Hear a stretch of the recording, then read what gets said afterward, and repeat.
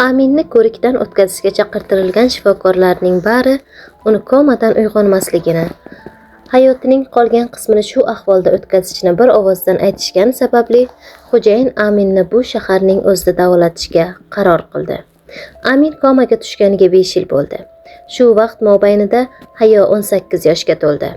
Hayo Aminni har kuni ko'rgani kelar. Kelganda go'yo Amin uni eshitayotgandek u bilan suhbatlashar.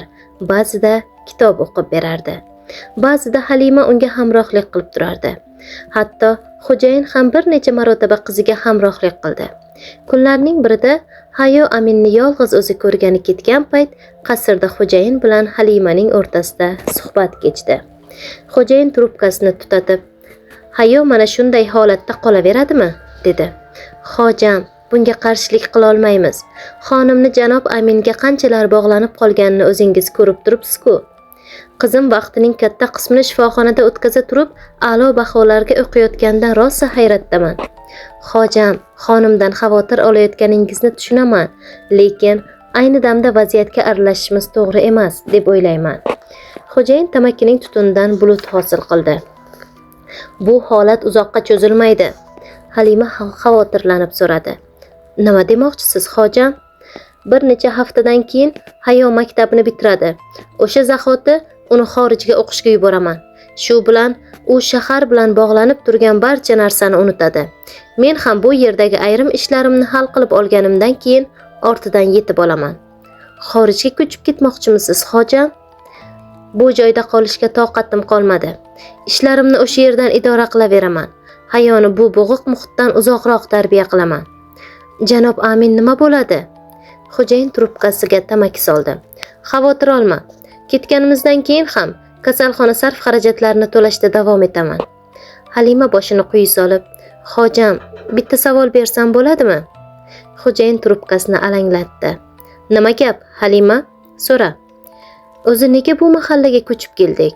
Oldingi mahallamizda baxtli yashayotgandik-ku. O'tmishdagi ayrim xatolarimni tuzataman deb o'ylagandim, lekin bunga fursat bo'ladiganga o'xshamaydi." "Nima demoqchiligingizni tushunmadim, xojam." "Muhim emas. Hozirgi vaqtda o'rtamizdagi bu suhbat haqida Hayoga aytmasliging muhim." "Xo'p bo'ladi. Nima desangiz shu, xojam." Bu orada Hayo shifoxonaga kelib bo'lgandi.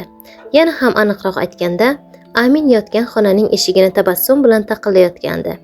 Hayo eshikni ochib, qo'lda kitob va gul ko'targancha ichkariga kirdi. Kecha olib kelgan gulini hozirgina olib kelgan yangi gullarga alishtirdi. So'ngra Amin yotgan karavotning chetiga o'tirdi-da, xursand bo'lib, "Bugun yangi kitob olib keldim", dedi. Amin komaga tushgandan beri Hayo uning kitoblarini o'qimadi. Lekin u shaharda joylashgan kutubxonalardagi boshqa asarlarni o'qishni boshlagandi. Unga kitoblarning ba'zilari juda yoqqandi. Hayo o'zi bilan olib kelgan kitobini varaqlab dedi. Amin amaki, kutubxonalardagi kitoblar ichida ham yaxshilari borligini bilmagan ekanman." "Amin." Hayo kitob sahifasiga razm solgancha kuldi.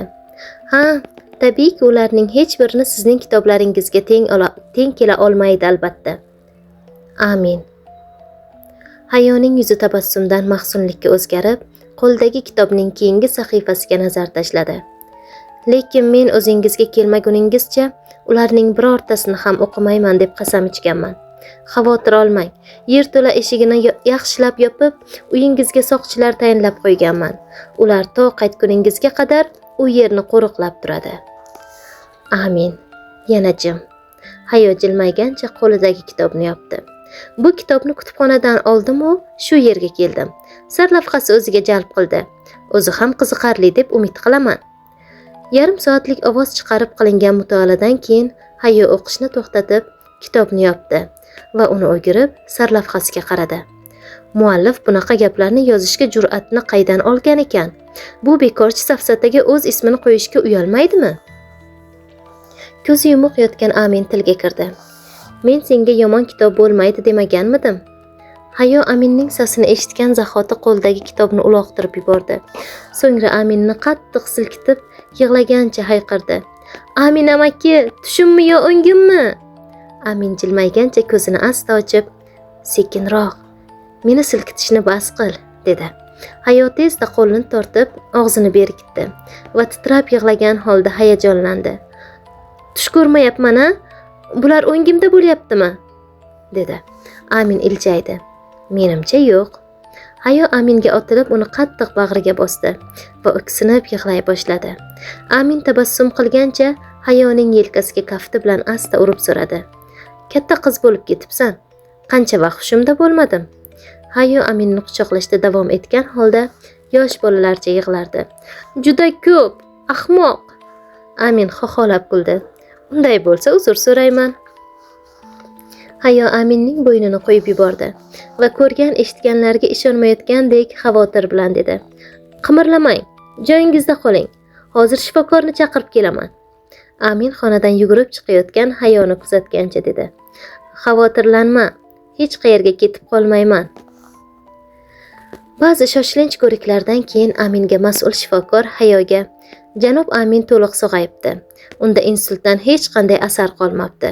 Bu mo'jizaning o'zginasi, dedi. Baxtdan o'chayozgan Hayo so'radi. Unday bo'lsa, Janob Aminni uyiga olib ketsam bo'ladimi? Ha, lekin u to'liq harakatchanligini tiklab olishi kerak. Shuning uchun uni bir necha hafta davomida fizioterapiya kurslari bilan muolaja qilishimiz lozim. Shundan keyingina unga shifoxonadan chiqish hujjatini berishim mumkin. Hayoning quvonchdan ko'zlari chaqnab, "Rahmat, rahmat", dedi. Hayo xonaga qaytib, Aminga shifokorning gapini yetkazdi. Amin karavotda qaddini rostlab o'tirgan holda, "Kutishga sabrim yetmaydi. Tezroq uyga qaytishni istayman", dedi. Hayo Aminning orqasiga yostiq qo'yib o'tirishga yordamlashdi. Birinchi navbatda e'tibor qaratishimiz kerak bo'lgan narsa sog'lig'ingizdir. Baribir uzoq yillardan beri bo'sh yotgan uyingizni tozalash kerak. Muhimi tezroq uyga qaytsam bo'ldi. Xavotir olmang, uyingiz qanday bo'lsa shundayligicha turibdi. Unga hech kim kirgani yo'q. Bu shifoxona rosa qimmat bo'lsa kerak. Sarf xarajatlarni kim ko'tardi? Pul kerak bo'lganda ba'zi kitoblaringizni sotdim. Amin karaxt holda kalovlanib qoldi. Nima? Hayo kulib, "Ha, nima bo'ldi? Hazillashdim-ku." Amin tabassum qildi. "Meni yana insult qilmoqchimisan?" Qo'rqib ketgan Hayo xavotirlanib, "Yo'q, iltimos, yo'q. Meni boshqa tashlab ketmang. Yo'qligingizda vaqt men uchun juda og'ir o'tdi." Amin jilmaygancha Hayoning boshidan siladi. "Endi seni aslo tashlab ketmayman." Hayo ko'zda yosh bilan Aminning so'lg'in yuziga termilib tabassum qildi. Hayo o'zini saodat cho'qqisida his qilgancha haydovchisi va unga hamrohlik qiladigan qo'riqchisi bilan uyga qaytdi. Hayo Halimaga xushxabarni yetkazganida u ham rosa sevindi. Lekin bu xabarni eshitgan otasi e'tiborsizroq munosabat bildirganday sovuq ohangda, "Yaxshi bo'libdi. Bu bizga ko'p imkoniyatlarni taqdim qiladi", dedi. Hayo hayron bo'lib, "Qanaqa imkoniyat? Nima haqida gapiryapsiz, otajon?" deb so'radi. "Hech narsa, e'tibor berma. O'zingdan gapir. O'qishlaring yaxshimi?" "Ota, mavzuni burishga urinmang. Bu bizga ko'p imkoniyatlarni taqdim qiladi deb nimani nazarda tutyapsiz? Janob Aminning muolaja xarajatlarini to'lash og'irlik qilyaptimi?" Ota qiziga o'girilib qaradi. "Nima? Xarajatlar? Mol davlatim miqdorini bilmaydigandek gapiryapsan-a? Bir imzo bilan o'sha shifoxonaga qo'shib xuddi o'shanday yana 10 tasini sotib olishga qurbim yetadi. Unda nima? Nima demoqchi bo'ldingiz?" Ota qiziga yaqinlashib uni bag'riga bosdi. "O'sha odamga g'amxo'rlik qilaman deb umringning eng gullagan damlarini bekor ketkazib, qancha ko'z yosh to'kding. Yonida bo'laman deb uzundan uzun tunlarni bedor o'tkazding. Ana endi o'zingga ko'proq g'amxo'rlik qiladigan, vaqtingni behuda narsalarga sarflamaydigan payt keldi." Hayo otasining quchog'idan sirg'alib chiqdi-da, g'azab bilan, "Janob Aminga qarash vaqtni behuda o'tkazish emas", dedi. "Yaxshi, yaxshi. Shifoxonadan qachon chiqarkan?" Hayo xo'mraydi. "Shifokor bir necha haftadan keyin deb aytayapti. Chiqishdan oldin bir ziyoratiga o'tib hol ahvol so'rarman." Hayo xavfsiradi. "Nega?" Otasi qizi bilan hasillashib dedi. "Endi har ishimdan shubhalanaverasanmi?" Hayo qovog'ini uydi. "Ha." Otasi o'girilib cho'ntagidan trubkasini chiqardi. "Yaxshi, unda ko'rgani bormayman." "Shunisi yaxshi." Hayo eshikdan endi tashqariga chiqmoqchi bo'lganda ortidan otasi so'radi. "Qayerga?" Hayo otasiga qaramasdan eshikdan chiqa turib, "Janob Aminning uyini tozalash kerak", deb javob qaytardi. Otasi trubkasiga solgan tamakisini yoqib, baland ovozda "Halima" deb hayqirdi. Mehmonxonaga shoshilib kirgan Halima talmovsirab, "Labbay hojam", dedi. Hayoga yetib olib, unga Aminning uyini tozalashga yordamlash. Halima boshini quyi solib, eshikdan chiqishga shaylandi. "Xo'p bo'ladi." Bir necha haftadan keyin Amin Hayoning hamrohligida shifoxonadan chiqdi. Hayo Aminning yaxshi bo'lib qolganidan va uyiga qaytayotganidan juda xursand edi. Ikkovlon mashinaning orqa o'rindig'iga o'tirdi. Halima esa old o'rindiqqa joylashdi. Amin yurishga qiynalmaslik uchun hassadan foydalandi.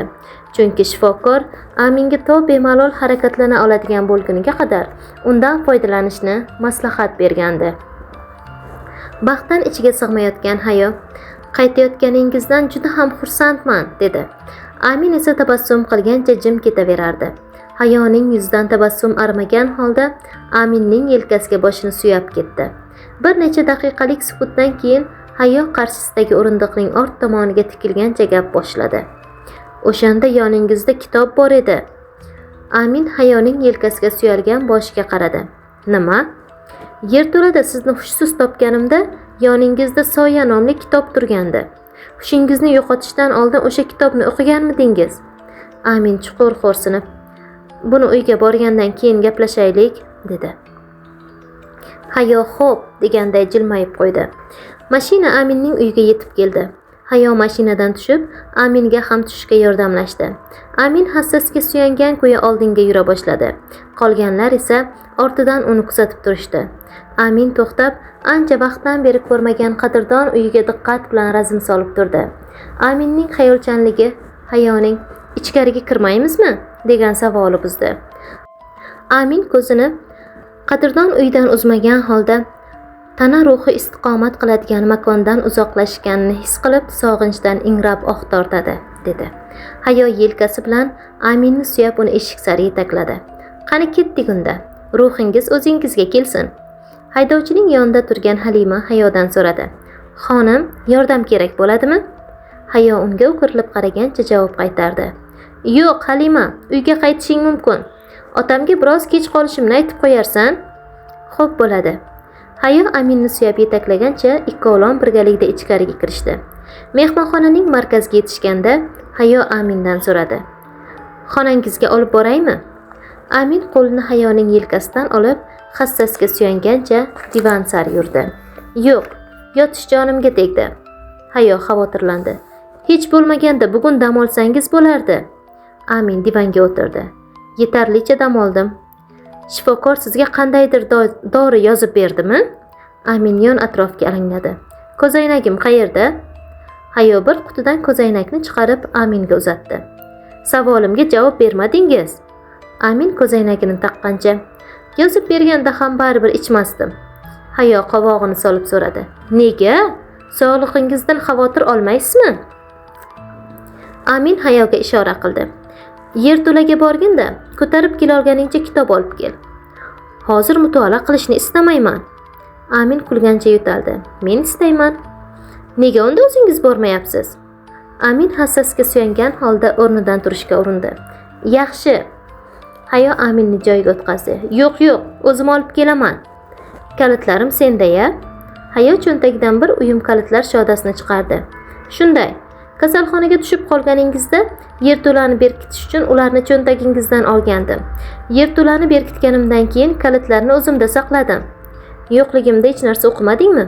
Hayo mahzun holda javob berdi. "Yo'q." "Nega?" "Bilmadim. Siz yo'qligingiz uchun o'qish ko'nglimga sig'madi. Ommaviy kutubxonalardagi ayrim zerikarli kitoblarni o'qish bilan kifoyalandim, xolos. Endi-chi, mening ayni damdagi asosiy g'amim sog'lig'ingiz joyida bo'lishi va yana o'sha holatga tushib qolmasligingizdir." Amin Hayoga qo'li bilan ishora qildi. "Hayo qizim, qani o'tirchi." Hayo Aminning ro'parasidagi divanga o'tirdi. Bunday holatga tushishimga bir odamni qattiq sog'inganim va u bilan yana bir bor ko'rishishga uringanim sabab bo'ldi. Hayo taajjublandi. "Nima demoqchi bo'lganingizni tushunmadim." "Oldin o'qigan kitobimni yana o'qigandim. Chunki men o'sha kitobda o'tkazgan hayotimni qattiq sog'ingandim. Bu kitoblardan birini yana qaytadan o'qishingiz sizni insultga uchratib, komaga tushirib qo'yadimi? Amin jilmaydi. Omadim bor bo'lsa shunday. Hayo achchiqlandi. Nima deganingiz bu? Hayotingiz xavf ostida qolishini bila turib, shunday ishga qo'l urdingizmi? Nega bunday qilasiz? Amin ko'zini Hayodan olib qochdi. Uni qattiq sog'ingandim. Kimni? O'ychanligi buzilgan Amin. Bu gapni unut. Hozir sendan so'ragan kitoblarimni olib kel. Oldin o'qigan kitoblaringizni o'qimaganligingizdan qanday ajrataman? Amin tabassum qildi. O'ng tarafda joylashgan tokchalardagi kitoblar men oldin o'qib bo'lgan kitoblar. Chap tarafdagisidan olib kela qol. Birga o'qiymizmi? Shuni istayotgan bo'lsang bemalol. Qanday turdagi kitoblarni olib kelishimni istaysiz? Farqi yo'q. Asosiysi bu yerdan imkon darajasida tezroq chiqishni xohlayman. Hayo o'rnidan turib, yerto'la tomon harakatlana boshladi. Xo'p, yaxshi. Hayo yerto'lada biroz qolib ketdi. Bu orada Amin o'rnidan turib, o'ziga qahva tayyorlamoqchi bo'ldi. Lekin u qahva tayyorlashga kerak bo'ladigan asbob-anjomlarni joyidan topa olmadi. Amin qahvasini ichishni odat qilgan finjondan boshqa narsani ko'rmadi. Hayo 5 ta kitobni ko'targancha, ortga qaytganda o'rnidan turib, hassasga suyangancha qutilardan nimadir qidirayotgan Aminni ko'rdi. So'ngra undan so'radi. Nima qidiryapsiz? Amin Hayoga qaramasdan javob berdi. Qahva turadigan xaltacha bilan shakar turadigan idishim. Hayo stolga kitoblarni qo'ydi. Aynib qolgan ekan, tashlab yubordim. Boshqasini sotib olmoqchi edim, lekin hali ulgurmadim. Amin hassasga suyangancha divanga o'tirayotib dedi. Mayli, hech qisi yo'q. Istasangiz haydovchini yangi qahva bilan shakar olib kelgani yuboraman. Buguncha suv bilan kifoyalanaman. Biror narsa tanovul qilishni xohlaysizmi? Amin qo'lini cho'zdi. Qani, menga kitoblarni uzat. Tanlaganingni bir ko'raychi. Hayo beshala kitobni olib Aminning yonidagi tumbochkaga qo'ydi. Amin kitoblar orasidan birini olib, old tarafini ko'zdan kechirdi. So'ngra uni aylantirib orqasini ko'rdi. Keyin uni bir chetga qo'yib, boshqasini oldi. Amin barcha kitoblarni shu tarzda ko'zdan kechirib chiqdi. Bularni tavakkaliga tanladingmi? Shunday desa ham bo'ladi. Ikkitasining sarlavhasi o'ziga tortdi. Amin Sog'inch ohangi deb nomlangan kitobni oldi. Mana shu ulardan biri bo'lsa kerak-a? Hayo tabassum qildi. Shunday, sarlavhasi o'ziga jalb qildi. Amin kitobni Hayoga uzatdi. Unday bo'lsa, hozir o'qiydigan kitobing shu bo'la qolsin. Hayo kitobni olib so'radi. Sizchi? Amin yashil kitobga qo'l cho'zdi. Mana shu kitob menga mosroqqa o'xshayapti. Nomi nima ekan? Amin hassasini divanning chetiga suyadi. Muhim emas. O'ylashimcha, siz kitobning nomidan ko'ra shakliga ko'proq e'tibor berar ekansiz. Amin Hayoning mulohazasini eshitmagandek, qarshimga o'tir, dedi. Hayo qo'ldagi kitobni tutgancha Aminning ro'parasidagi divanga o'tirdi va endi nima deb so'radi. Amin kitobni ochishga shaylanib, endi o'qiymiz deb javob qaytardi. Hayo qo'ldagi kitobni ochdi-yu, undan ko'zni qamashtiradigan darajadagi yorqin shu'la chiqib, hamma yoqni egalladi. Shu'la so'ngach, Hayo o'zini ulkan qamoqxonada ko'rdi. Hayoni gir aylana temir panjara urib turardi. U avvaliga atrofni yaxshi ko'ra olmadi. O'zini qandaydir ingichka tekislikda turganini his qildi-yu, qadami toyib yerga yiqildi. Hayo yiqilganda yer barglar bilan qoplanganini sezdi. U darhol o'rnidan turdi. Turayotganida esa o'zini yengil his qildi. Oldin sira bunchalik yengil his qilmagandi. Hayo atrofni yaxshilab ko'zdan kechirib ulgurmasdan qarshisida bahaybat bir qari cholni unga qarab turganini ko'rdi. Chol Hayoga, "Senga nima bo'ldi, Sofir? Nega yiqilib tushding?" derdi. Bu qo'rqinchli manzaradan va qarshisida turib unga gapirayotgan bahaybat cholning aftidan dahshatga tushgan Hayo bor kuchi bilan qichqirdi. Lekin qichqirig'i tomog'idan xuddi mitti qushlarning chug'urchug'idek chiqdi. Qo'llarini ko'targanida esa ularni sariq rangdagi qanot ekanini ko'rdi. Hayo shu onda o'zini qafas ichidagi kanareyka ekanini, qarshisidagi anavi odam bahaybat emas, aksincha uning o'zi kichkina qushcha ekanini angladi. Mo'ysafid tabassum qilib, "Bugun qizim keladi", dedi. Hayo vaziyatni tushunishga urinib, o'ziga o'zi gapirdi. "Men qush ekanman. Qariya mehmonxona o'rtasida osilgan qafasdan uzoqlashib, tebranma yog'och kursiga o'tirdi. So'ngra oynadan tashqariga termulgancha indamasdan qaynoq ichimlikdan simira boshladi. Hayo esa qanotlarini harakatga keltirib, tepasida turgan yog'och tayoqchaga uchib chiqishga harakat qildi. Uzoq urinishlardan keyin Hayo uchishni o'rganib, o'sha tayoqchaga chiqishga erishdi va unga o'tirib oldi. Qariya jilmaygancha Hayoga qaradi. "Bugun ajoyib kun. Nima deding, Sofir?"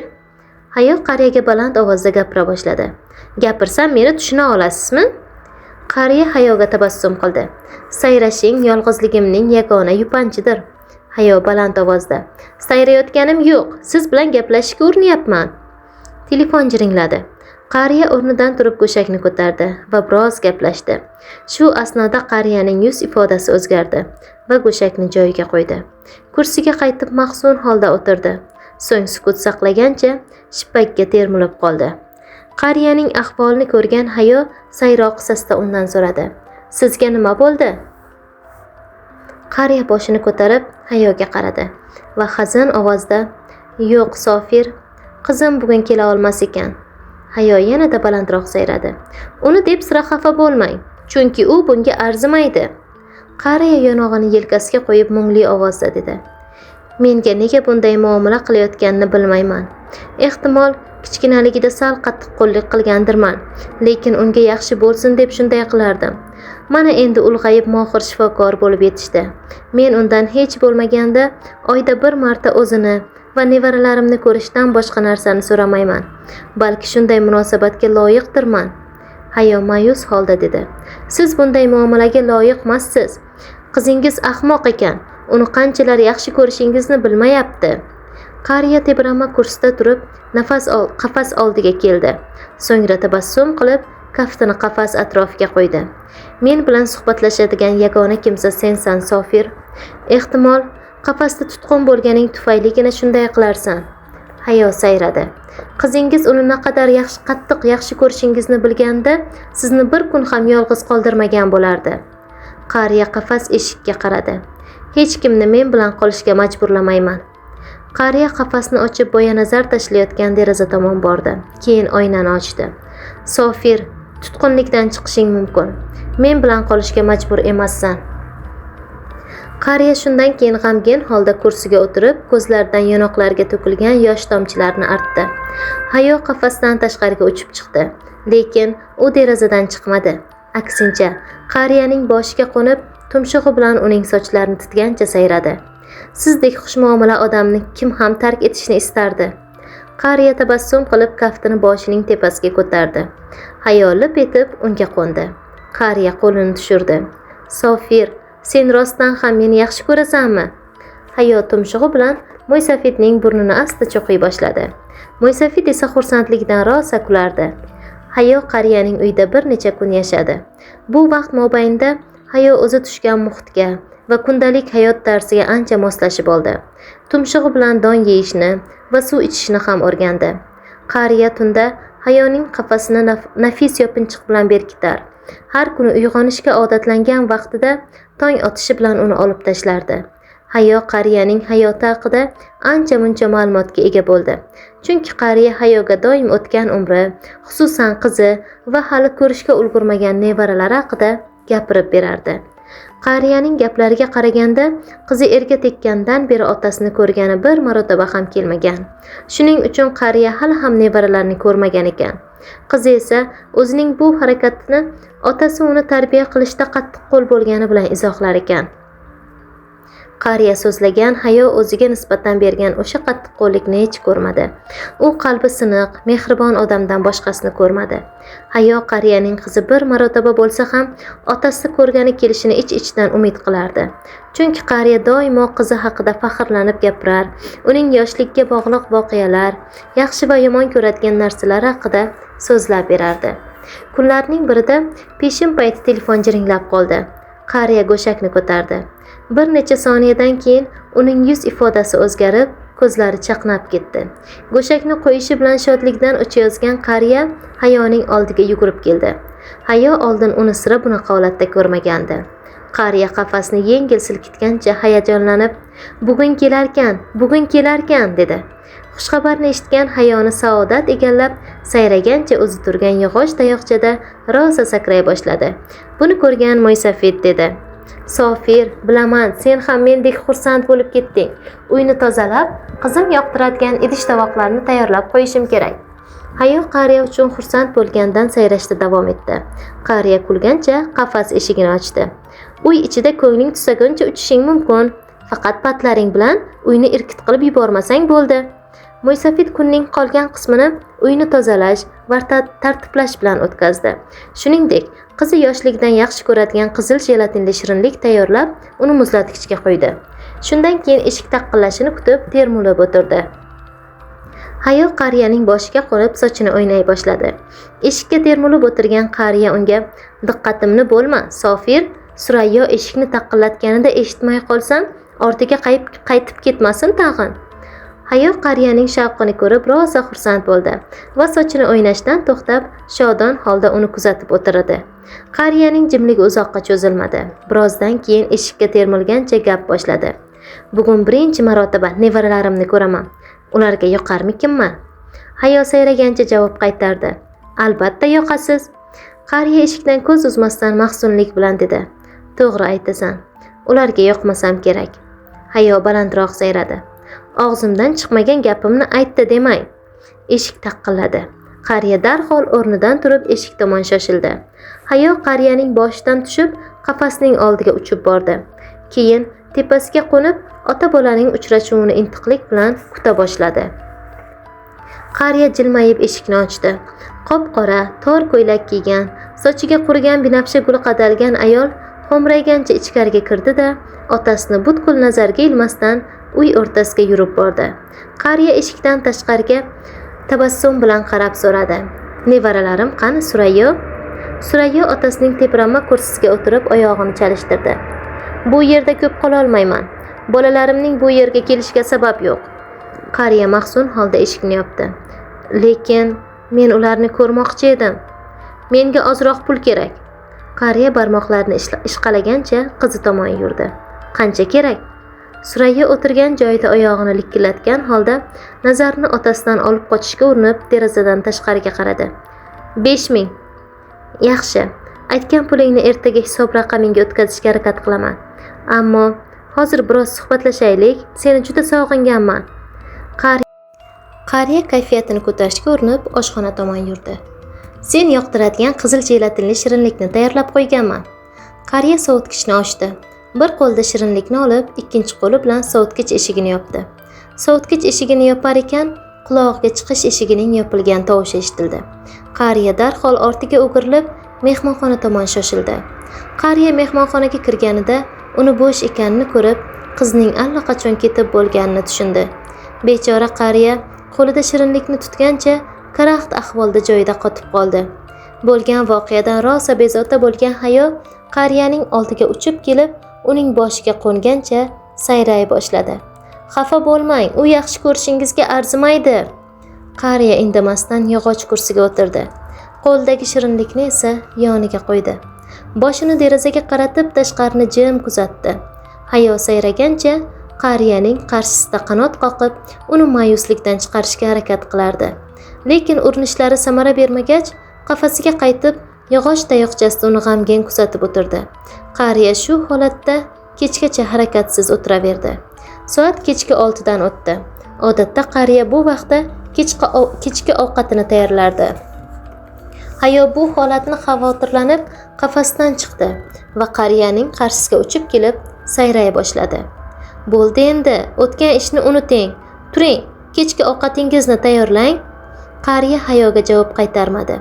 Chunki kursiga o'tirib, derazaga qaragan paytida uning joni uzilib bo'lgan edi.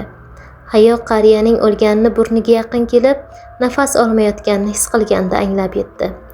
Hayo qariyaning bag'riga qo'ngancha hiqillab yig'lay boshladi. Uning yig'isi xuddi chirillagan sayrashga o'xshardi. Bu yig'ining ortidan derazadan yorqin nur kirib, hamma yoqni qamrab oldi. Shu'la so'ngach, Hayo o'zini Aminning mehmonxonasida, qariyaning ro'parasida o'tirgan holda ko'rdi. Hayo ortga qaytganida Amin tabassum bilan kitobini yopib, "Ajoyib sarguzasht bo'ldi" deyotgandi. Hayo Aminga bir necha soniya tikilib o'tirdi. Keyin ko'zlari qizarib, ulardan yosh to'kila boshladi. Yaxshi kitob emas ekanmi? Ko'zlaridan durdek yosh oqayotgan Hayo javob qaytardi. Tamoman aksi. Unga qanchalar yomon muomalada bo'layotganimni ko'rdim. Nima demoqchisan? Hayo kafti bilan ko'z yoshlarini artib o'rnidan turdi. Ketsam bo'ladimi? Qolgan kitoblarchi? Hayo ko'chaga chiqishga hozirlanib, qaytib kelaman. Menga faqat bir necha daqiqagina vaqt bering. Amin ortidan eshikni ochiq qoldirgan Hayoga baland ovozda hayqirdi. Kelayotganingda uyingdan ozgina qahva bilan shakar olib kelarsan? Hayo yugurgancha uyiga qarab shoshildi. Hayoning uy sari tashlagan har qadamda ko'zidan oqayotgan yosh borgan sari ko'payib borardi. Eshikni ochib ichkariga kirgan Hayo atrofga alanglay boshladi. Qarasa, otasi olovi o'chgan kamin oldida turgan ko'yi trubkasini tutatib, devorga ilingan suratlarni diqqat bilan tomosha qilayotgan ekan. Hayo otasi tomon otilib, uni ortidan quchoqlab oldi. So'ngra hiqillab yig'lay boshladi. Otajon, meni kechiring. Vaziyatdan hayratga tushgan otasi og'zidan trubkasini olib so'radi. Nima bo'ldi? Tinchlikmi? Otasini qattiq quchoqlashdan to'xtamagan Hayo yig'lagan ko'yi gapida davom etdi. Sizga oldinroq minnatdorligimni izhor qilmaganim uchun meni kechiring. Otasi taajjublangancha uni mahkam quchoqlab olgan qiziga o'girilishga urindi. Minnatdorlik? Nima haqida gapiryapsan? Hayo qo'llarini otasining bo'ynidan olib, jiqqa ko'z yoshlari bilan uning ko'zlariga tikildi. Men uchun qilgan birorta ishingizni minnat qilmaganingiz uchun, sizni otam bo'lganingiz uchun yaxshi ko'raman. Shuncha yillardan beri sizga surbetlik qilsam ham, meni yaxshi ko'rganingiz uchun sizni yaxshi ko'raman. Qizning iliq gaplarini eshitgan ota kaftini Hayoning yelkasiga qo'yib, uni bag'riga bosdi. Va doimo yaxshi ko'rib qolaman. Hayo otasining yuzidan o'pib, uni tezda quchoqladi. Keyin chiqish eshigi sari tez yugura boshladi. Yugurarkan Hayo otasiga saodat bilan to'lib toshgan ohangda dedi. Bugun kechki ovqatni siz bilan birga tanovul qilaman. Meni kuting. Otasi esa trubkasini yana og'ziga solib jilmaygancha, unga nima bo'ldi o'zi, dedi. Hayo Aminning uyiga tezda qaytib keldi va ichkariga shoshilgancha kirib, to'g'ridan-to'g'ri mehmonxonaga bordi. So'ngra Aminning ro'parasiga o'tirib, shavq bilan so'radi. Endi qaysini o'qiymiz? Qahva qani? Qanaqa qahva? Aminning hafsalasi pir bo'ldi. Hech narsa, unut buni. Hayo yangitdan shavqlandi.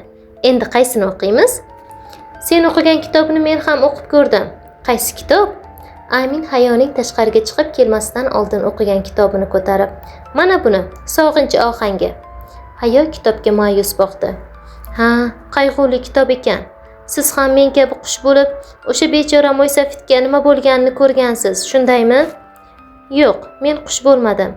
Shuningdek, u yerda hech qanday mo'ysafid ham yo'q edi. Hayo hayron bo'lib so'radi. Xuddi shu kitobni o'qidingizmi?